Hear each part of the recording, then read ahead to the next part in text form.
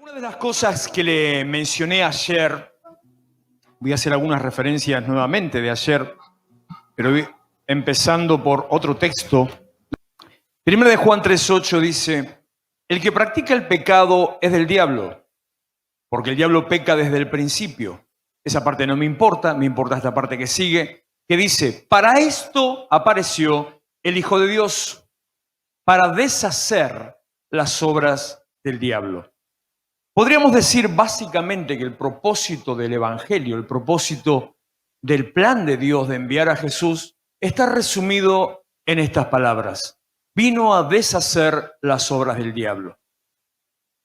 Las obras del diablo podríamos decir un montón de cosas de a qué se refiere, de qué se trata, pero básicamente todo aquello que sea negativo o malo, encájelo dentro de ese pack que es las obras del diablo. ¿Qué le quiero decir con esto? Dios no crea el mal, Dios no provoca el mal, Dios no busca el mal, Dios no hace el mal. Todas esas cosas son simplemente resultado de la actividad diabólica. El quien oponiéndose al plan de Dios empieza a sembrar semillas de todas estas cosas y las mismas empiezan a suceder.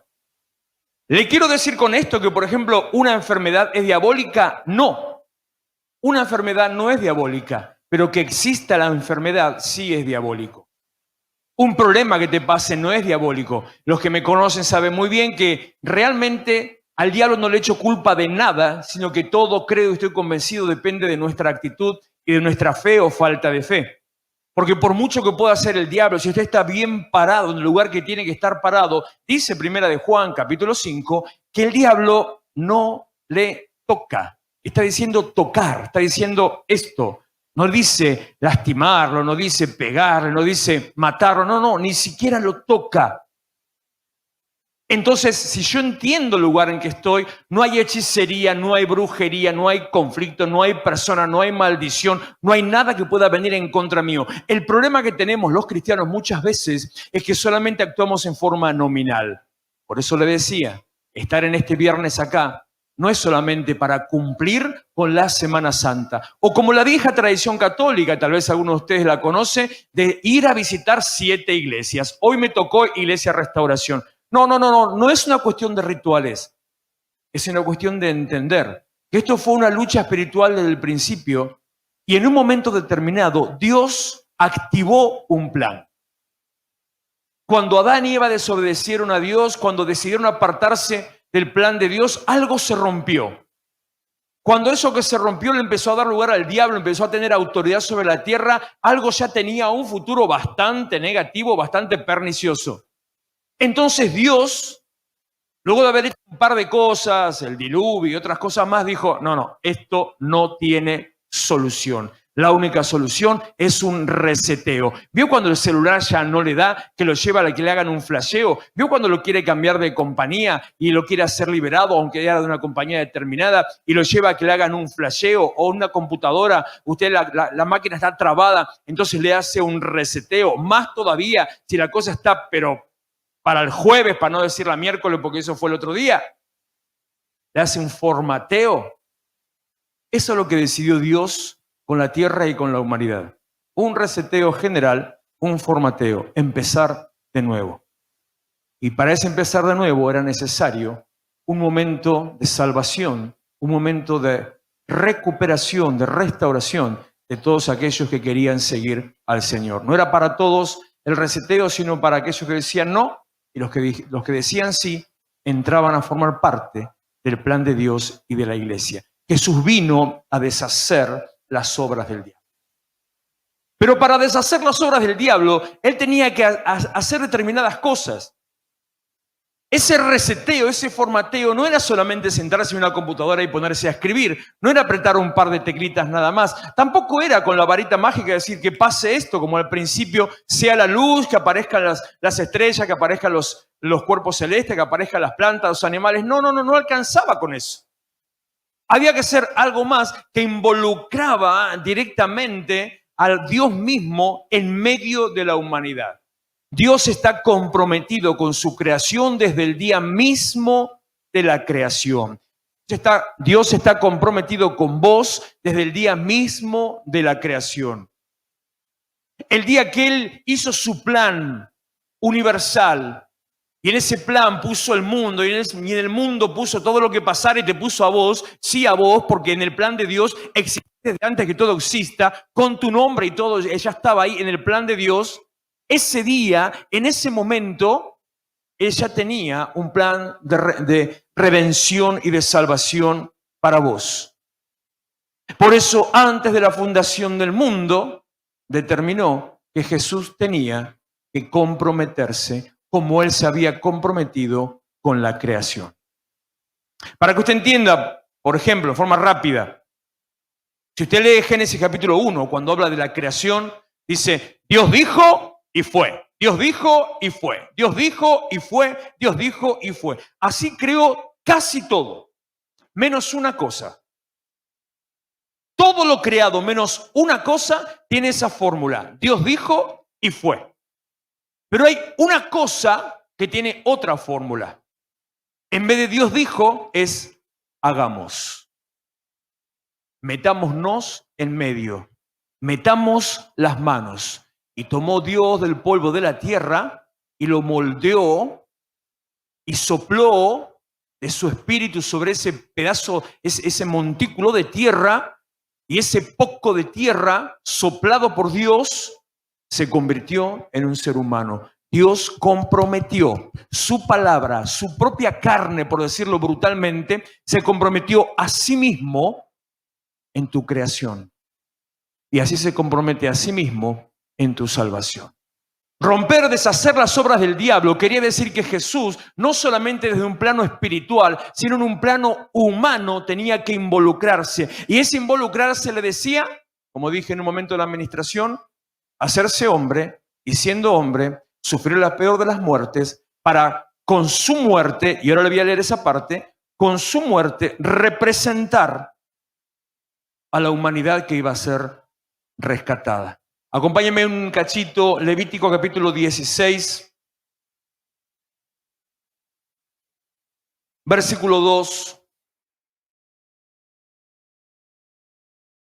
Jehová dijo a Moisés, di a Aarón tu hermano que no en todo tiempo entre en el santuario detrás del velo, delante del propiciatorio que está sobre el arca, para que no muera, porque yo apareceré en la nube sobre el propiciatorio. El propiciatorio, para que usted entienda, era una tapa de oro que estaba sobre el arca, el famoso arca de Dios, donde adentro estaba lo que representaba la ley y la presencia de Dios. El maná, las varas de Aarón y las tablas de los 10 mandamientos. Esa caja de madera cubierta de oro tenía arriba una tapa de madera cubierta de oro, tenía arriba dos imágenes de oro, que eran 2 ángeles tallados sobre la tapa. Esa tapa se llama propiciatorio. Y es fundamental ese cacho de madera, fundamental en tu vida hasta el día de hoy. Repito. Jehová dijo a Moisés, di a Aarón tu hermano que no en todo tiempo entre en el santuario detrás del velo, delante del propiciatorio que está sobre el arca, para que no muera, porque yo apareceré en la nube sobre el propiciatorio. Con esto entrará Aarón en el santuario, con un becerro para expiación y un carnero para holocausto. Se vestirá la túnica santa de lino y sobre su cuerpo tendrá calzoncillos de lino, y se ceñirá el cinto de lino y con la mitra de lino se cubrirá. Son las santas vestiduras, con ellas se ha de vestir después de lavar su cuerpo con agua. Y de la congregación de los hijos de Israel tomará 2 machos cabríos para expiación y un carnero para holocausto. Y hará traer a Aarón el becerro de la expiación que es suyo, y hará la reconciliación por sí y por su casa. Después tomará los 2 machos cabríos y los presentará delante de Jehová a la puerta del tabernáculo de reunión. Y echará suertes a Aarón sobre los 2 machos cabríos, una suerte por Jehová y otra suerte por Azazel. Y hará traer a Aarón el macho cabrío sobre el cual cayere la suerte por Jehová, y lo ofrecerá en expiación. Mas el macho cabrío sobre el cual cayere la suerte por Azazel, lo presentará vivo delante de Jehová para hacer la reconciliación sobre él, para enviarlo a Azazel al desierto. Muchas palabras que seguramente ya se perdió, ya se mareó, ya no entiende. Le digo sencillamente, Le dice Dios a Moisés que le diga a Aarón que era sumo sacerdote. Este es el día de la reconciliación. Es llamado en la Biblia día de la expiación. ¿Qué quiere decir expiación? Tus pecados son borrados. Hacemos de aquí en adelante borrón y cuenta nueva. Esta fecha, esta celebración se cumplía una vez al año en el pueblo de Israel. Una vez al año presentaban este sacrificio especial. Tenían que esperar una vez al año para que sus pecados fueran perdonados. Y lo gracioso es que terminaban con el sacrificio, salían a la calle, ya otra vez estaban en pecado. Entonces la cosa se complicaba bastante. Y le dice, tenés que llevar 3 animales. De esos 3 animales, uno es por Aarón y la casa sacerdotal, otro es por el pueblo y otro va a ser destinado para un propósito que después le explico. Elegí cuál es para Dios y cuál para Azazel, un propósito que después le explico. Y cuando llega el turno, entonces el que está vivo se va a ir al desierto y al otro lo vas a tener que degollar delante del arca. Era necesario que la sangre del animal cayera sobre el arca. Era necesario que la sangre del animal cayera sobre esa tapa, sobre el propiciatorio. Era fundamental que la sangre del animal cayera sobre la tapa. Si la sangre del animal no caía sobre la tapa, no había perdón de pecados.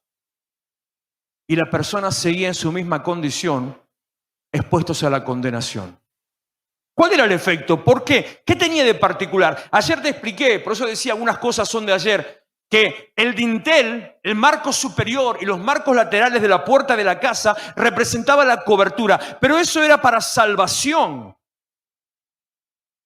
Eso era para liberación de la esclavitud. Eso era para una transformación de vida y ponerte delante de lo nuevo que Dios tiene para vos. Salvación. Pero ahora estamos hablando de perdón de pecados.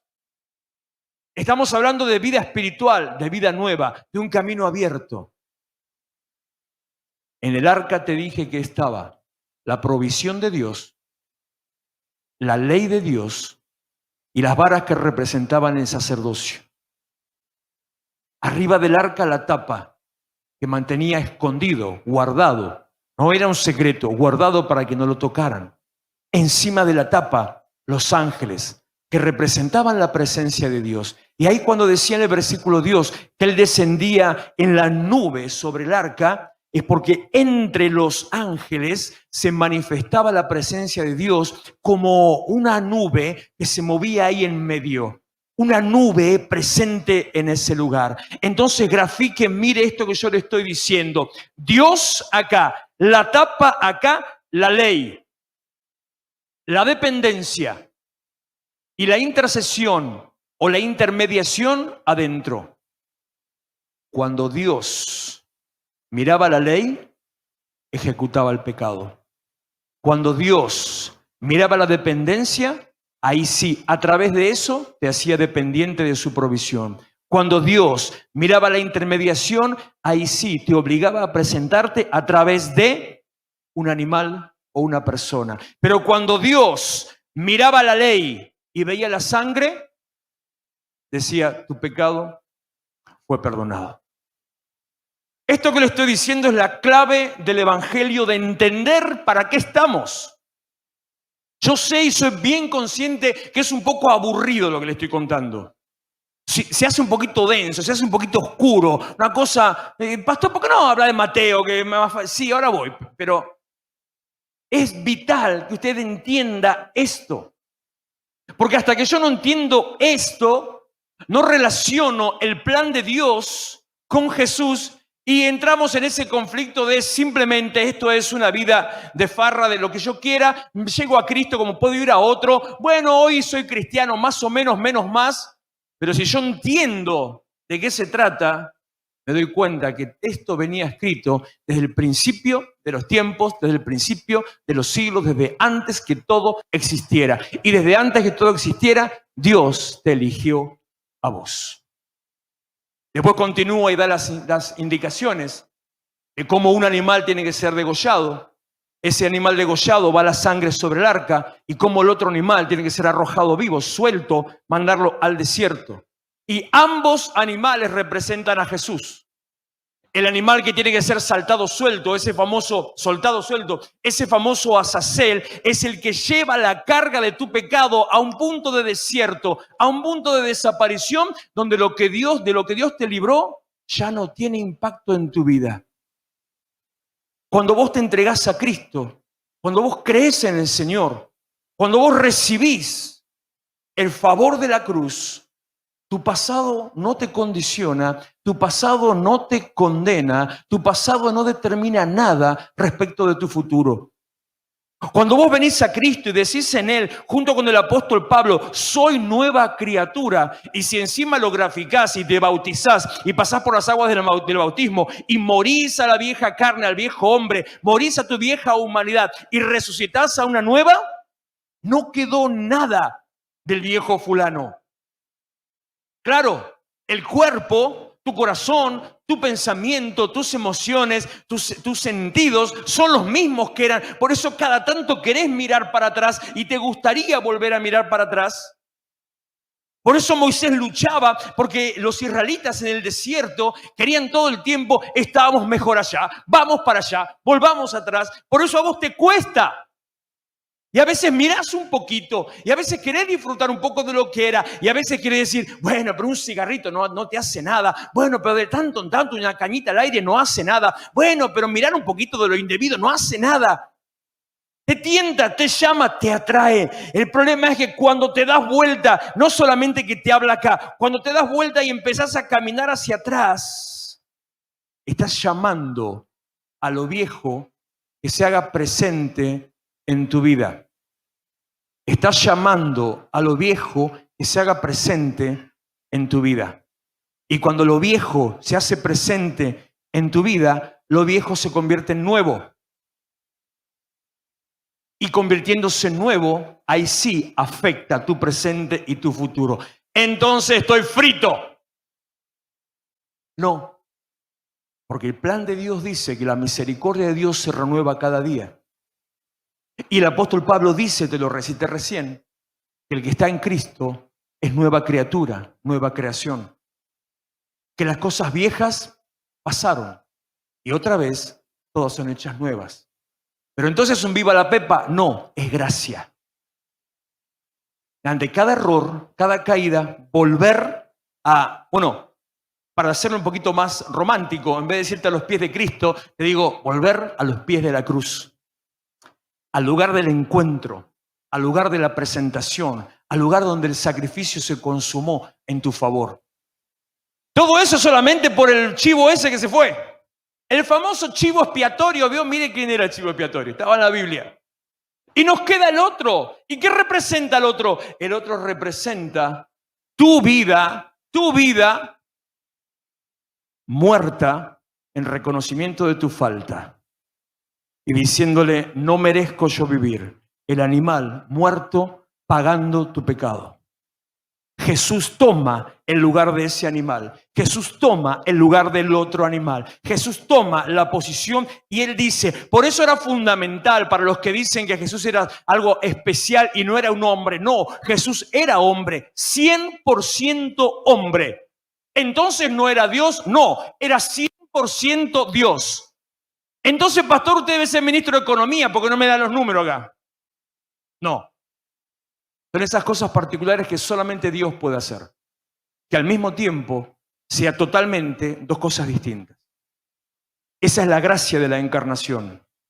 Dios se hizo hombre, se despojó de su chapa de Dios y quedó solo hombre. Y cuando murió, volvió a tomar la parte de Dios.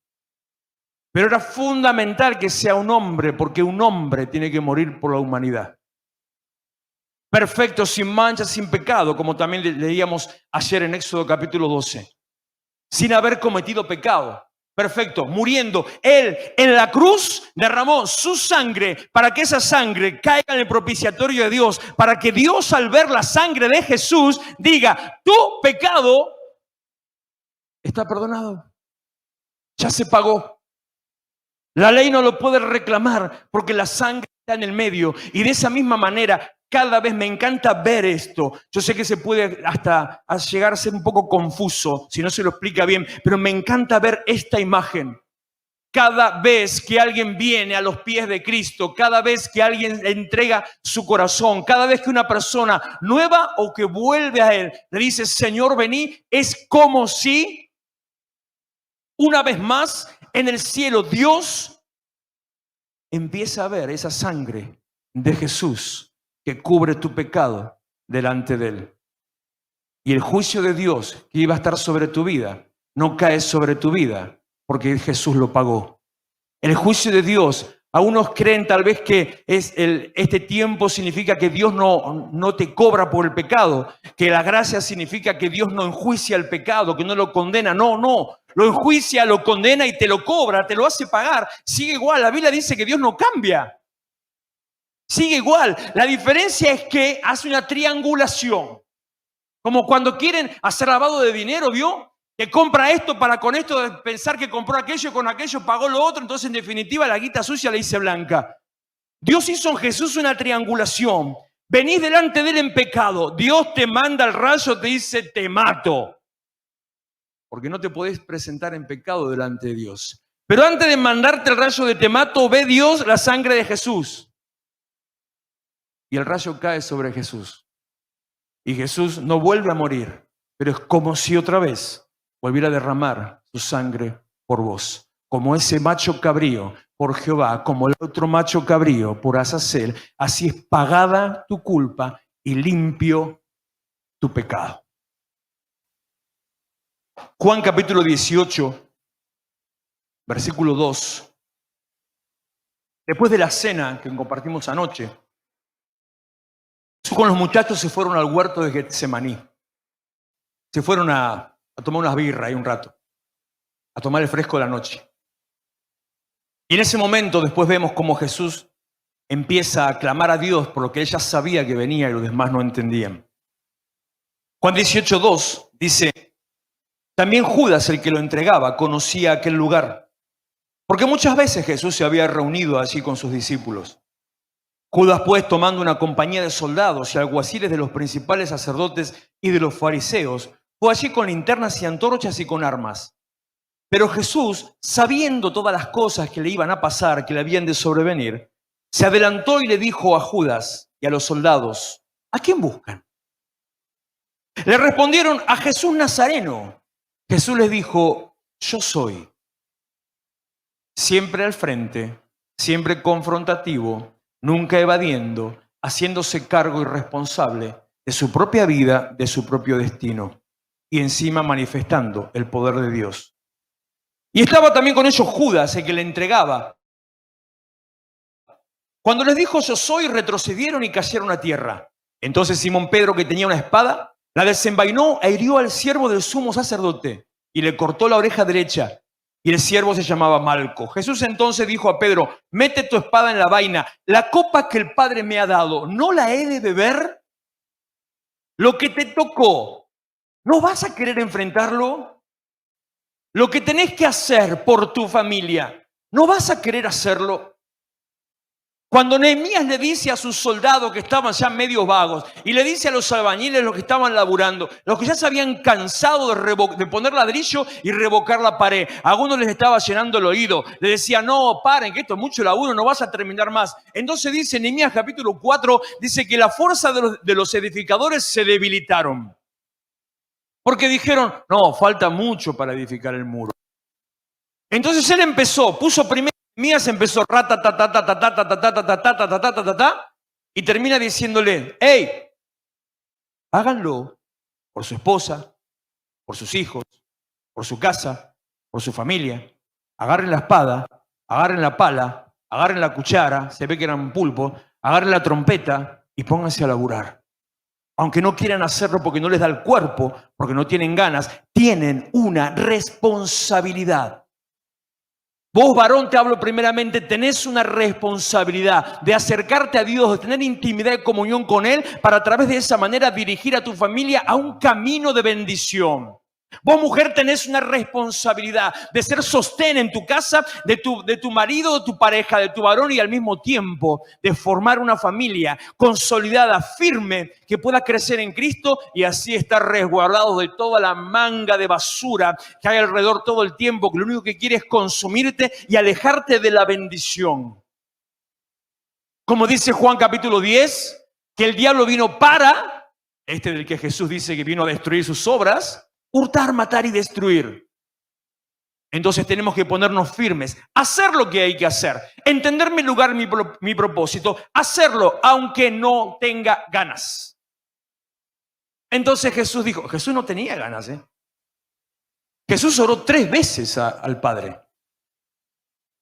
3 veces. Yo no creo que Jesús haya pensado, capaz que no me escuchó.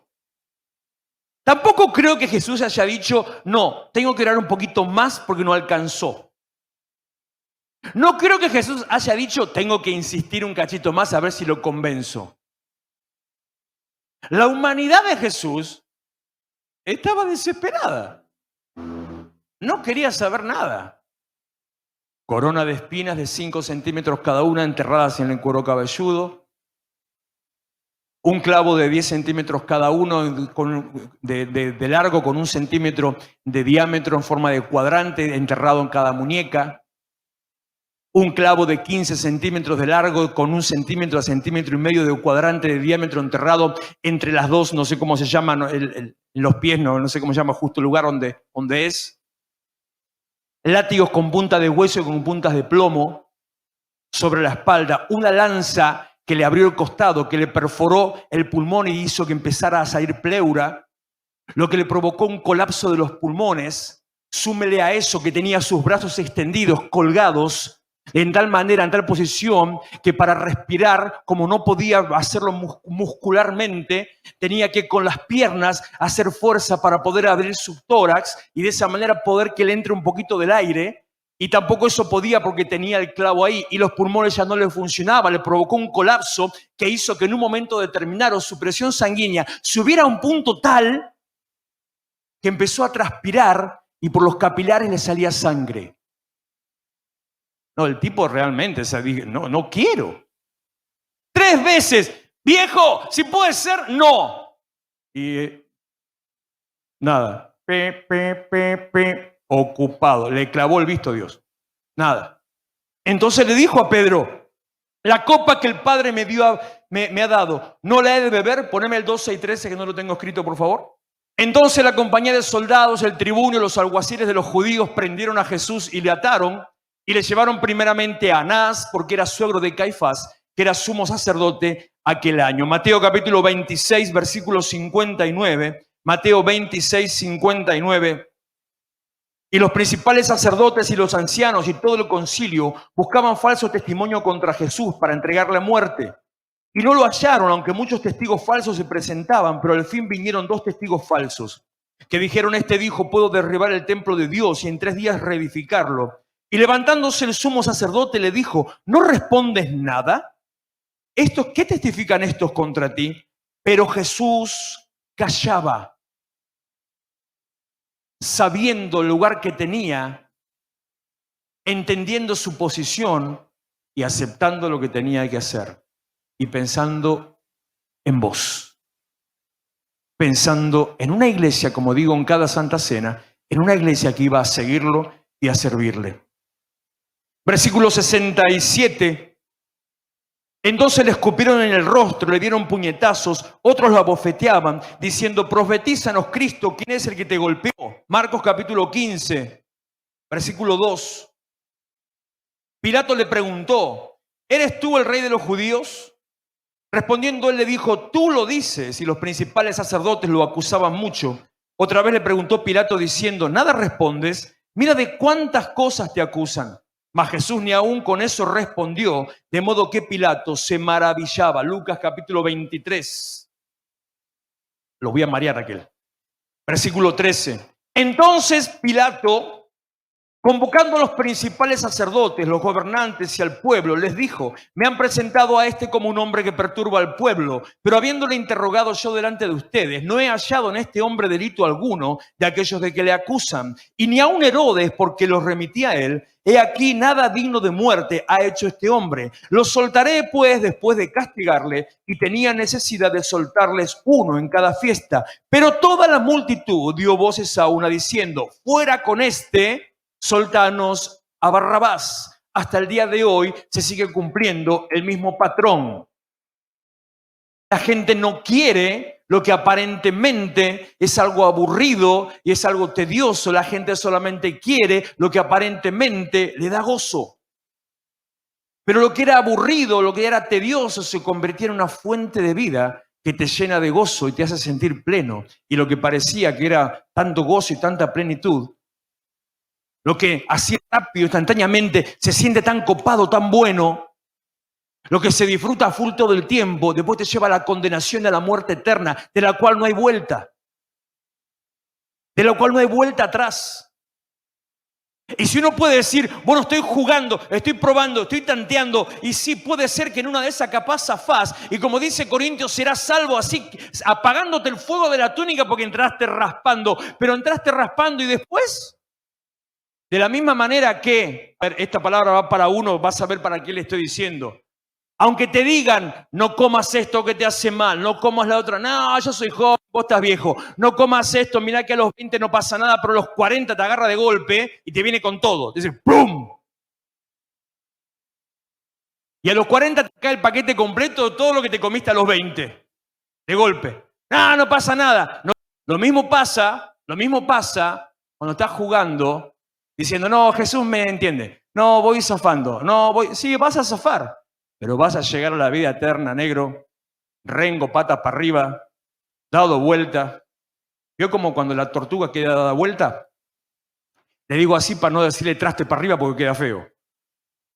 Así vas a llegar. Entonces es importante entender el principio y la manera apropiada y el momento apropiado, hacer lo que hay que hacer. ¿Dónde me quedé? 18. Este había sido echado en la cárcel por sedición en la ciudad y por un homicidio. Les habló otra vez Pilato, queriendo soltar a Jesús, pero ellos volvieron a dar voces diciendo: crucifícalo, crucifícalo. Él le dijo por tercera vez: pues ¿qué mal ha hecho este? Ningún delito digno de muerte ha hallado en él. Lo castigaré pues y le soltaré. Mas ellos instaban a grandes voces pidiendo que sea crucificado, y las voces de ellos y de los principales sacerdotes prevalecieron. 3 veces Jesús pidió, 3 veces Pilato lo quiso zafar. No era tan malo Pilato después de todo. Entonces Pilato sentenció que se hiciese lo que ellos pedían y le soltó a aquel que había sido echado en la cárcel por sedición y homicidio, a quien habían pedido, y entregó a Jesús a la voluntad de ellos.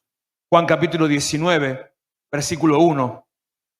Así que entonces tomó Pilato a Jesús y le azotó, y los soldados entretejieron una corona de espinas, que ya le dije cómo era, y la pusieron sobre su cabeza y lo vistieron con un manto de púrpura. Y le decían: salve, rey de los judíos, y le daban bofetadas. Entonces Pilato salió otra vez y les dijo: miren, se los traigo afuera para que entiendan que ningún delito hallo en él. Y salió Jesús llevando la corona de espinas y el manto de púrpura, y Pilato les dijo: he aquí el hombre. Así que entonces lo entregó a ellos para que fuera crucificado. Tomaron pues a Jesús y lo llevaron. Lucas 23, versículo 32.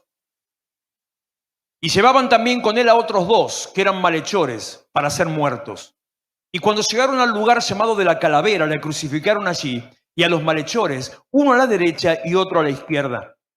Jesús decía: Padre, perdónalos, porque no saben lo que hacen. Y repartieron entre sí sus vestidos, echando suertes. Y el pueblo estaba mirando, y aún los gobernantes se burlaban de él, diciendo: a otros salvó, sálvese a sí mismo, si este es el Cristo, el escogido de Dios. Los soldados también le escarnecían, acercándose y presentándole vinagre y diciendo: si tú eres el rey de los judíos, sálvate a ti mismo. Había también sobre él un título escrito con letras griegas, latinas y hebreas: este es el rey de los judíos. Eso que en las películas aparece que dice INRI. Y uno de los malhechores que estaban colgados le injuriaba diciendo: si tú eres el Cristo, sálvate a ti mismo y a nosotros. Respondiendo el otro le reprendió diciendo, ¿ni aún temes tú a Dios estando en la misma condenación? Nosotros a la verdad justamente padecemos porque recibimos lo que merecieron nuestros hechos, mas éste ningún mal hizo. Y dijo a Jesús, acuérdate de mí cuando vengas en tu reino. Entonces Jesús le dijo, de cierto te digo que hoy estarás conmigo en el paraíso. Mateo 27:45. Desde la hora sexta hubo tinieblas sobre la tierra, y se lo voy a traducir, hasta la hora novena. Y desde las 12 del mediodía hubo tinieblas sobre la tierra hasta las 3 de la tarde. El momento de más claridad fue el momento de más tinieblas sobre la tierra. El mundo espiritual estaba de fiesta. Los demonios saltaban y se hacían el plato porque el Hijo de Dios estaba a punto de morir, a punto de ser entregado, y ellos lo consideraban como una victoria diabólica y una derrota de Dios. Desde la hora sexta hubo tinieblas sobre la tierra hasta la hora novena. Cerca de la hora novena Jesús clamó a gran voz diciendo, Elí, Elí, lama sabachthani. Esto es, Dios mío, ¿por qué me has desamparado? Juan 19, versículo 28. Después de esto, sabiendo Jesús que ya todo estaba consumado, dijo para que la escritura se cumpliese, tengo sed. Y estaba allí una vasija llena de vinagre. Entonces ellos empaparon en vinagre una esponja y poniéndola en un hisopo, se la acercaron a la boca. Cuando Jesús hubo tomado el vinagre, dijo, consumado es. Y habiendo inclinado la cabeza, entregó el Espíritu. Comienza en ese momento eventos sobrenaturales que muchas veces no se los tienen en cuenta. Dicen que en ese momento las tumbas, los sepulcros se abrieron. Dicen que en ese momento fue tanto el impacto espiritual, en el mundo espiritual, tanto lo que sucedió en el plano espiritual, así como en el plano terrenal, que empezaron los muertos a caminar sobre la ciudad. Era un Walking Dead año cero. Andaban por ahí por todo lo que había sucedido por la muerte de Jesús. Dice la Biblia que a continuación el velo del templo se partió, se cortó a la mitad de arriba hacia abajo y la separación que había entre el hombre y Dios ya no existía porque a través de él podemos llegar. Jesucristo vino a deshacer las obras del diablo, pero para deshacer las obras del diablo tuvo que meter su propio cuerpo, tuvo que comprometerse él mismo para que vos puedas tener bendición. Jesús vino a deshacer las obras del diablo y en esa cruz, dice Primera de Pedro capítulo 2 versículo 4, que en esa cruz por sus heridas fuiste sanado. Después de haber sido, leyendo Pedro, leyendo a Isaías, después de haber sido su rostro desfigurado. Las piñas que le metieron a Jesús. Las piñas. Cuenta la historia que el siervo del sacerdote le pegó a Jesús con el bastón del sacerdote. Imagínense un bat de béisbol y con eso le partió la cara. Y ¿cómo se llama la película? La Pasión de Cristo lo grafica bien. Es la única película que lo grafica bien. Porque lo ven ahí al actor que representa, bueno, a Jesús. Después me enteré que el actor, muchas de las escenas de sufrimiento que tenía esa cara de, estaba sufriendo de verdad. Que en las grabaciones un par de veces le erraron cuando le pegaban y un par de piñas se las dieron posta. Que le abrieron la espalda al actor, le abrieron la espalda, tiene un tajo de 30 centímetros cuando lo estaban crucificando, de error. Por eso la cara que tenía el tipo era bien genuino su sufrimiento.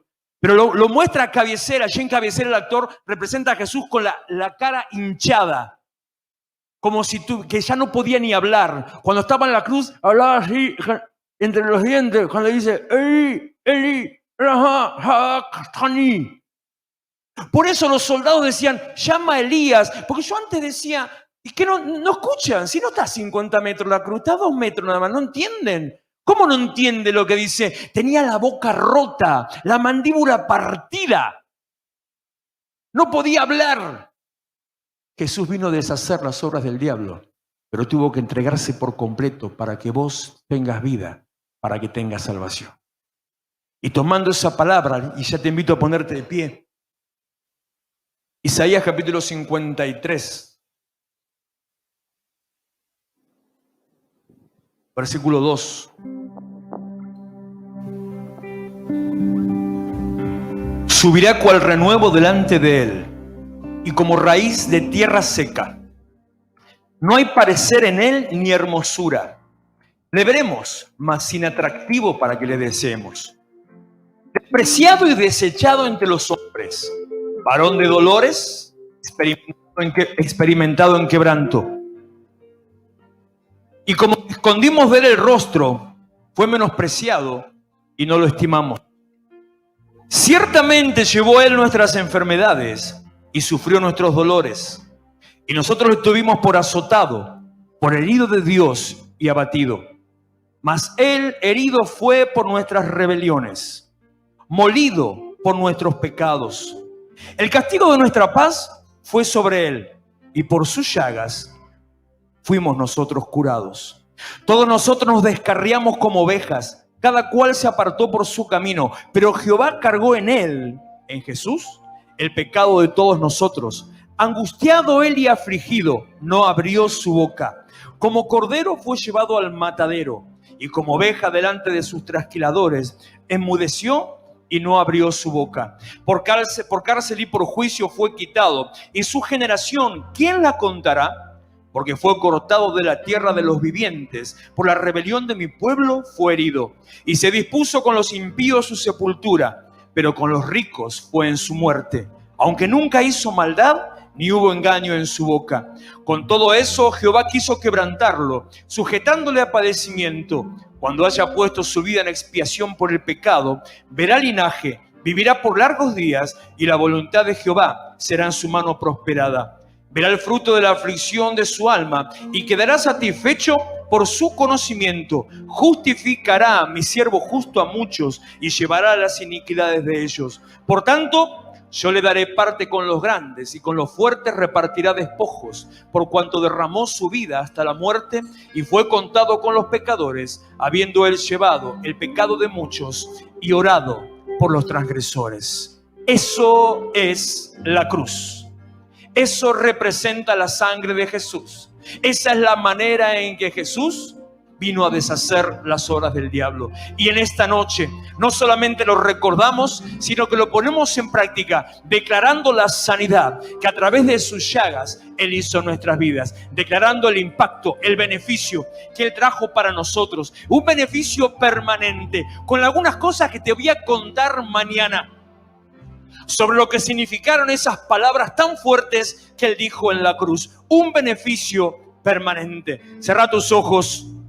Levanta tus manos, presentate delante del Señor y nos preparamos, nos disponemos para lo que Dios va a hacer en esta noche, para ser bendecidos, para ser restaurados, para ser sanados, para ser levantados, para ser edificados. Nos presentamos delante de Dios, nos hacemos uno con Él por medio de su Espíritu, para experimentar ya no en nuestro cuerpo sus llagas, sino en nuestro cuerpo el beneficio de la salvación. Venimos, Señor, ante ti. Te entregamos nuestras vidas.